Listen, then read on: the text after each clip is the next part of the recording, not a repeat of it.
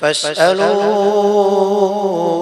أهل الذكر إن كنتم لا تعلمون. الحمد لله وكفى وسلام على عباده الذين اصطفى. أما بعد فأعوذ بالله من الشيطان الرجيم. بسم الله الرحمن الرحيم. إن الصلاة كانت على المؤمنين كتابا موقوتا. وقال تعالى: إن المنافقين يخادعون الله وهو خادعهم وإذا قاموا إلى الصلاة قاموا كسالى يراءون الناس ولا يذكرون الله إلا قليلا. صدق اللہ مولانا العظیم. محترم سامعین اور ناظرین، اللہ تبارک و تعالیٰ نے ہمیں دین اسلام سے سرفراز فرمایا. اس کے اوپر ہم اس کا جتنا بھی شکر ادا کرے کم ہے، بلکہ اگر ہم پوری زندگی سجدے کے اندر گر کر اللہ تبارک و تعالیٰ کا بھی شکریہ ادا کرتے رہیں تب بھی اس کا شکر اس نعمت کے بارے میں ادا نہیں ہوگا، بلکہ اللہ تبارک و تعالیٰ کی کسی بھی نعمت کا شکر ادا کرنا یہ ہمارے بس سے باہر ہے. لیکن آدمی جہاں تک اپنی طاقت اور جہاں تک اللہ تبارک و تعالیٰ کی توفیق شامل حال ہے وہاں تک وہ جو ہے اللہ تبارک و تعالیٰ کا شکر ادا کرتا رہے. خیر، میں نے جس آیت کریمہ کا سہارا لیا اور جو آیت کریمہ میں نے تلاوت کی، اس کے ذریعے میں آپ لوگوں تک یہ پیغام پہنچانا چاہتا ہوں کہ نماز جو ہے دین اسلام کے اندر نماز جو ہے وہ بہت بڑی اہمیت کا حامل ہے. اللہ کے رسول صلی اللہ علیہ وسلم نے حدیث پاک کے اندر ارشاد فرمایا: بنی الاسلام علی خمس شہادت ان لا الہ الا اللہ وان محمدا عبدہ ورسولہ واقام الصلاۃ وایتاء الزکاۃ والحج وصوم رمضان. کہ اسلام کی بنیاد جو ہے وہ 5 چیزوں پر ہے. سب سے پہلی چیز جو ارشاد فرمائی وہ جو ہے کلمہ شہادت ہے، یعنی اس بات کی گواہی دینا کہ اللہ کے سوا کوئی معبود نہیں اور محمد صلی اللہ علیہ وسلم جو ہے اس کے بندے اور اس کے رسول ہیں. ایمان لانے کے بعد سب سے پہلی چیز جو بیان فرمائی وہ نماز کا قائم کرنا ہے. دوستو، شریعت اسلام نے اور مذہب اسلام نے جو ہے ہمیں بہت بڑی قیمتی چیز نماز کی شکل کے اندر تحفہ عنایت فرمایا.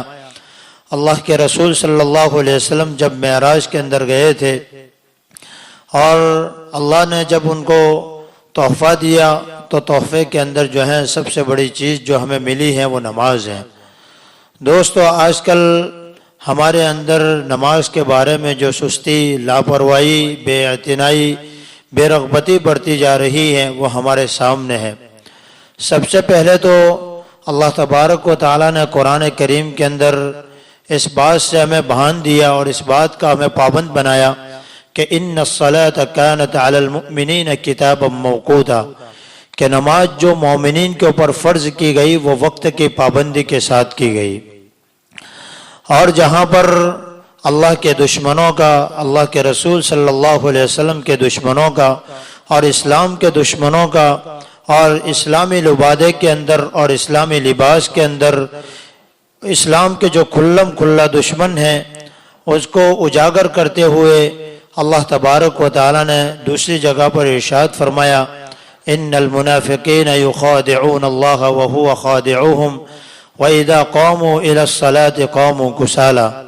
کہ منافقین جو ہیں وہ اللہ تبارک و تعالیٰ کو دھوکہ دیتے ہیں، حالانکہ وہ اللہ کو دھوکہ نہیں دے رہے، وہ خود اپنی ذات کو دھوکہ دے رہے ہیں.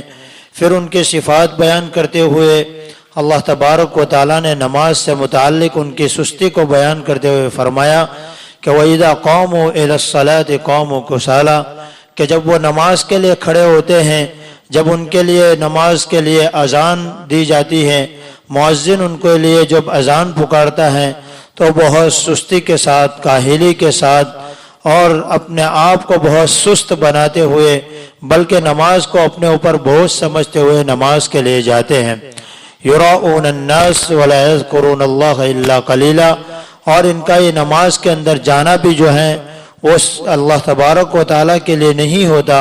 अल्लाह तबारक व तआला की रज़ा हासिल करना उनका मकसूद नहीं होता, बल्कि लोग क्या कहेंगे और लोगों के दरमियान जो चेमी गोइयाँ होती हैं, लोग उनको नमाज के बारे में आर न दिलाए और अपने आप को नमाजी जाहिर करने के लिए, अपने आप को नमाजी बतलाने के लिए वो नमाज के लिए जाते हैं और वो अल्लाह का जिक्र नहीं करते मगर थोड़ा सा, और वो जिक्र भी इसीलिए करते हैं ताकि लोगों को दिखाए और लोगों के दरमियान वाह वाह कराए। दोस्तों, नमाज के बारे में जो सुस्ती हम बरतते हैं वो बहुत बड़ा हमारे लिए वबाल जान है। बल्कि हदीस पाक के अंदर तो अल्लाह के नबी सल्लल्लाहु अलैहि वसल्लम ने नमाज के जो फ़ज़ाइल बताए वो बहुत बड़े फ़ज़ाइल उसके बारे में बयान फरमाए। यहाँ तक फरमाया कि नमाज जो है वो मोमिन की मेराज है, नमाज जो है वो आसमान और ज़मीन की रोशनी है। नमाज को ख़ुद नबी करीम सल्लल्लाहु अलैहि वसल्लम ने अपने आँखों की ठंडक बदलाई। उसके बिलमुकाबिल जो नमाज नहीं पढ़ते, नमाज के अंदर सुस्ती करते हैं, नमाज को जो है अपने औकात के ऊपर अदा नहीं करते, कज़ा कर देते हैं, उसके बारे में बड़ी बड़ी वईदें भी सुनाई। चुनांचे इसके बारे में एक मुख्तसर वाक़या सुनाता हूँ मैं। इब्न हजर रहमतुल्लाह अलैह ने अपने किताब अज़्ज़वाजिर के अंदर एक वाक़या नकल किया है कि एक औरत का इंतकाल हुआ। इत्तिफ़ाक़न ऐसा था कि उस जनाजे के अंदर जो है उसकी तजहीज़ व तकफ़ीन के अंदर और फिर नमाज जनाजा के अंदर उसका भाई भी मौजूद था। जब लोगों ने उसकी नमाज जनाजा पढ़ी, नमाज जनाजा पढ़ने के बाद जब उसको कब्र के अंदर उतारा और उसकी कब्र को बंद कर दिया गया, यानी उसको दफन कर दिया गया, उसके बाद जो है उसके भाई के थैली एक जो है उसके अंदर गिर गई थी कब्र के अंदर। अब सब लोग जब उसको दफन करने के बाद चले गए, जब भाई घर पहुंचा तो उसको अचानक याद आया कि मेरी जेब के अंदर एक थैली थी पैसों की, वो कब्र के अंदर गिर गई है। उसको बड़ा अफसोस हुआ। अब वो दिन के अंदर तो जा नहीं सका, लेकिन रात को जो है वो चुपके से अपनी बहन की कब्र के ऊपर गया और कब्र के जैसे ही कब्र खोलता है, खोलने के बाद वो क्या देखता है कि उसके अंदर से जो है आग के शौले भड़क रहे हैं। आग के शौले भड़क रहे थे। वो डर गया और डरते हुए जो है वापस घर पर आया और उसने पूरा माजरा जो है अपनी माँ को सुनाया। तो उसने पूछा कि ऐसी कौन सी बुरी आदत थी, ऐसा कौन सा गुनाह था जो मेरी बहन करती थी जिसकी वजह से मैंने उसकी कब्र के अंदर आग के शौले देखे। उसकी माँ ने कहा कि तेरी बहन जो है वो नमाज के अंदर बहुत सुस्ती करती थी। पहले तो वो नमाज ही नहीं पढ़ती थी, कज़ा कर देती थी, लेकिन जब पढ़ती भी थी तो वो कज़ा के तौर पर पढ़ती थी। नमाज के औकात के अंदर वो कज़ा कर देती थी और नमाज के अंदर वो सुस्ती किया करती थी।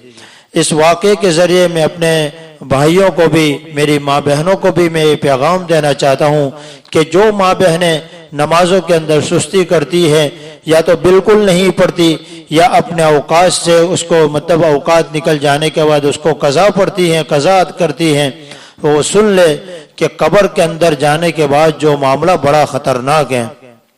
सहाबा किराम रज़ियल्लाहु अन्हुम अजमाइन, बल्कि ख़ुद नबी करीम सल्लल्लाहु अलैहि वसल्लम अक्सर व बेशतर अपने दुआओं के अंदर कब्र से और जहन्नम की आग से पनाह मांगा करते थे। चुनांचे हज़रत उस्मान रज़ियल्लाहु ताला अन्हु के बारे में आता है कि जब भी वो किसी कब्र के ऊपर से गुजरते थे तो वो धाड़े मार कर रोते थे, यहाँ तक कि उनकी दाढ़ी मुबारक तर हो जाती थी। उनके साथियों ने पूछा कि हजरत आप जन्नत और जहन्नम के तस्किरे से इतना नहीं रोते जितना कब्र के पास जाकर रोते हैं, कब्र के तस्किरे से रोते हैं।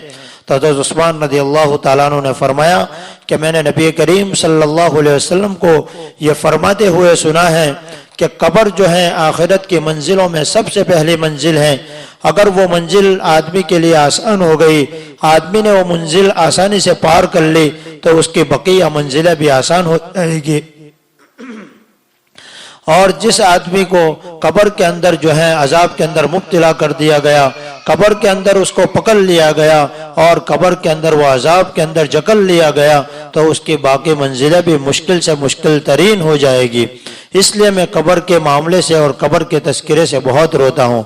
تو ہماری ماں بہنوں سے بھی گزارش ہے، بھائیوں سے بھی، نوجوانوں سے خاص طور پر گزارش ہے کہ خدا را ہم ایک ہی عبادت کرتے ہیں، خاص طور پر ہم پڑھ کے جو ہے پڑھتے ہیں وہ صرف نماز پڑھتے ہیں، روزے تو ہم صرف رمضان کے اندر رکھ لیتے ہیں، زکوٰۃ اپنے وقت پر ادا کر لیتے ہیں، لیکن نماز کے بارے میں ہماری طرف سے بہت سستی، کاہلی اور بہت ہی بے رغبتی ہماری طرف سے بڑھتی جا رہی ہیں۔